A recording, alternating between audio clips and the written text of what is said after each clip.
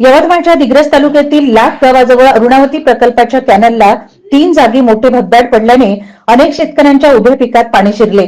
शेतीला तलावाचे स्वरूप आले असून शेतीतील विद्युत खांबही कोसळला। पाण्याचा जोरदार प्रवाह शेतात शिरल्याने पेरणी केलेल्या पिकांचे मोठ्या प्रमाणावर नुकसान झाले।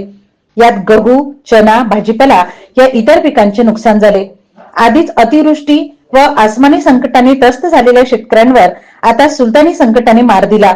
अरुणावती प्रकल्प प्रशासनाच्या दुर्लक्षित व निष्काळजी धोरणामुळेच हा गंभीर प्रकार घडल्याचा आरोप शेतकऱ्यांनी केला। नुकसानग्रस्त शेतकऱ्यांनी तातडीने पंचनामे करून योग्य व त्वरित भरपाई देण्यात यावी, तसेच दोषींवर कारवाई करून कॅनलची तत्काळ दुरुस्ती करण्यात यावी अशी मागणी प्रशासनाकडे केली आहे। मी लाकराजी येथील गरीब शेतकरी संजय दत्तात्रय गुघाणे पाटील।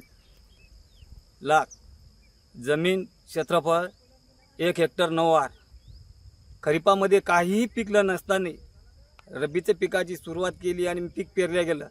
त्या पिकामध्ये या प्रकल्पवाल्याच्या सुलतानी कार्यक्रमामुळे माझं आज नुकसान झालं। माझ्या शेताला समुद्राचं स्वरूप आलं, माझं पूर्ण पीक निघून गेलं।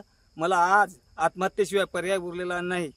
याचा शासनानं त्वरित उपाययोजना करून माझ्या उदरनिर्वाहासाठी काहीतरी मला मदत द्यावी।